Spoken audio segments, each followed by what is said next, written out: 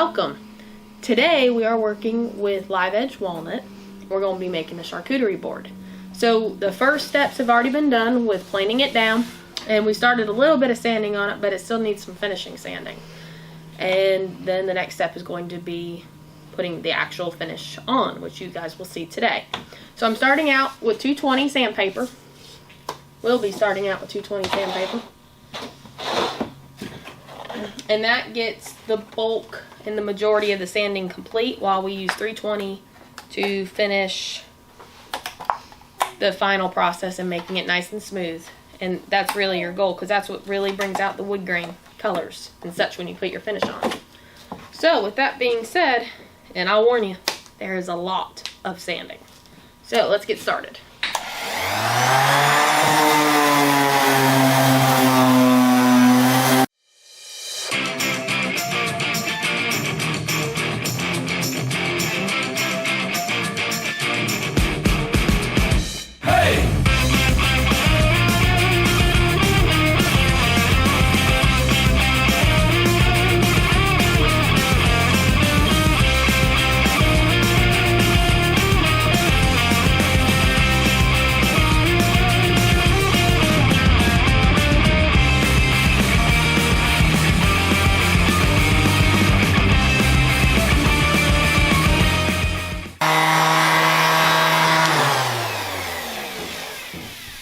So as you can see, I've been working my hand along the piece of walnut to make sure that it's nice and smooth.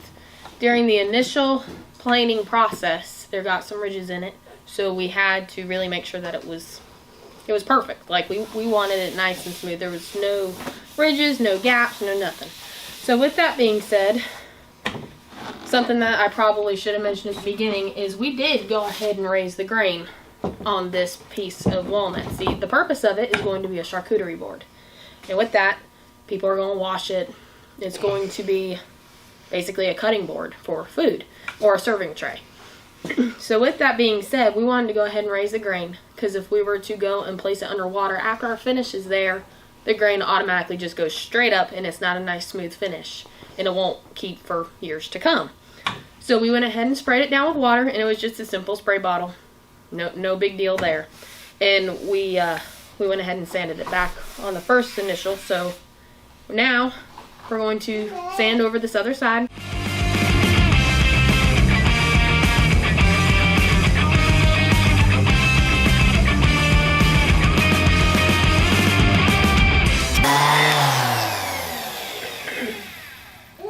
That'll about do it with 220. Let's go ahead and get the 320 knocked out.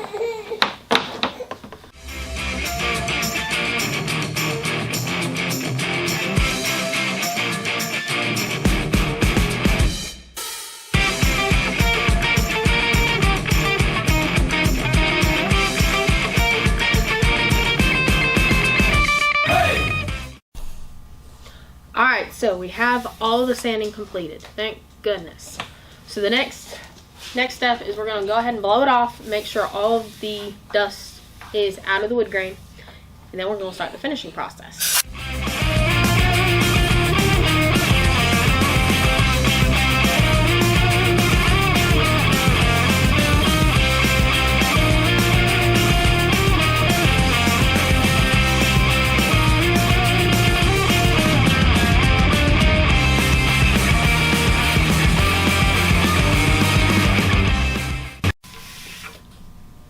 So I went ahead and put spacers underneath, and that just lifts it off the table, so it'll allow it to dry a whole lot easier and more smooth. So that gives us it is good too that the solution doesn't just soak straight into the paper, which I have underneath of it to protect my actual workbench. So that allows us to put the finish on easily. So we are working with today is Howard brand cutting board oil.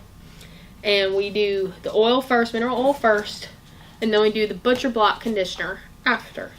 So, and it takes a little bit of time to dry, but you take your time with it, and it really brings a beautiful finish.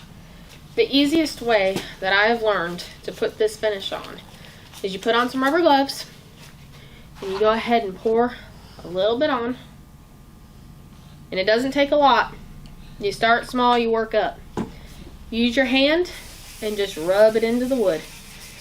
That is the easiest way that I have found. Then you use your rag after to absorb the excess. Spread it out nice and evenly, and you want it to really soak in. Like you want to give it some time. You don't want to just wipe it off as soon as you put it on. It gives it plenty of time for it to soak into the wood, bringing out all those natural colors.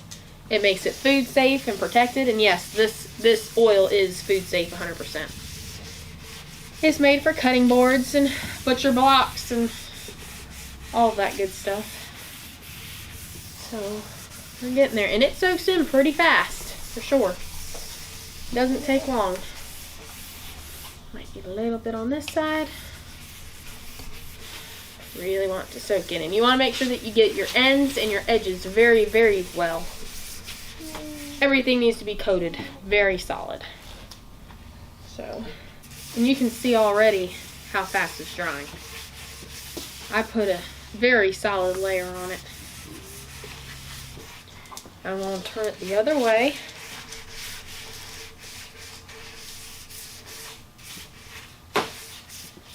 To get the other side of the edge. We're just going to flip her around here. Like so.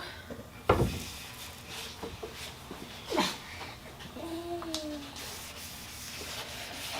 hit this edge as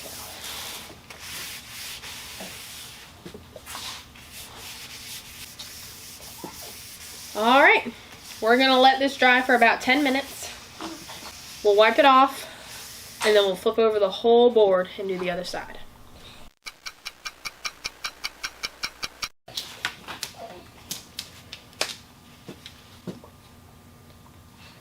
Put a nice light drizzle over it and just work it in with our hand.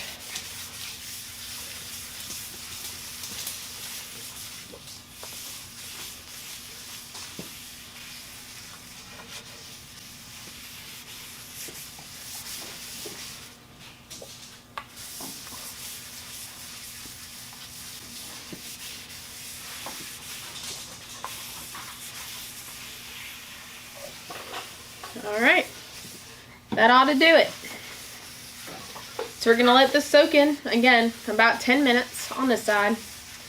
We'll wipe it off with our rag, and then we'll be ready for the conditioner.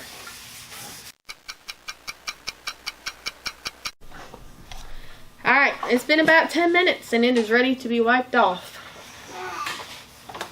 And then it'll be time for the conditioner. My favorite part. It really highlights the wood grain well. Before you place the conditioner on here, I would give it at least an hour to 2 hours to really dry and make sure it seals that wood good. And then we'll put the final layer on. But I want to make sure that it's right there. It's pretty much dry and ready to use. Alright, so we let it dry for about 2 hours, and then it'll be time to add the conditioner.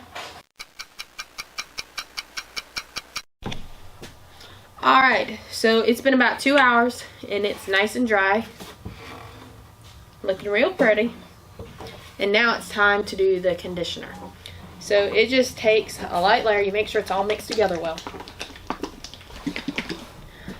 A nice light layer. You put it on the exact same way as you would the mineral oil.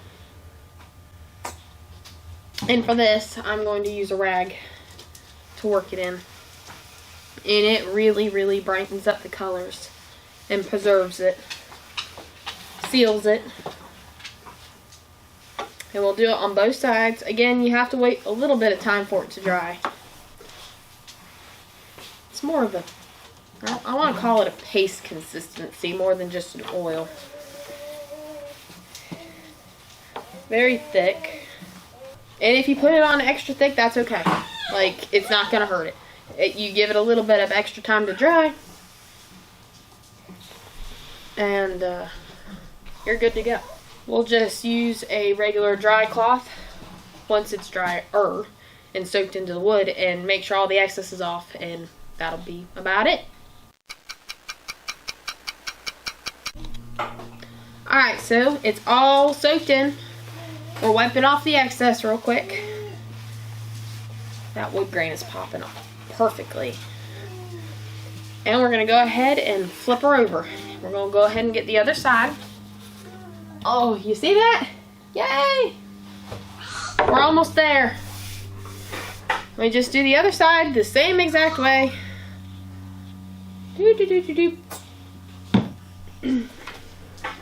Spread it on over. Make sure you get the ends really good too, with it being a live edge. And basically, as it's washed and used on a regular basis, you can always refinish it. And typically, you can get the butcher block conditioner and refinish it every now and then. The more it's washed, the sooner the finish will start to disappear, and it needs to be refinished to protect it. But if you get a refinishing kit, that works too. A mixture of mineral oil and beeswax is what I've been researching a lot of, and that really seems to put a nice finish on there.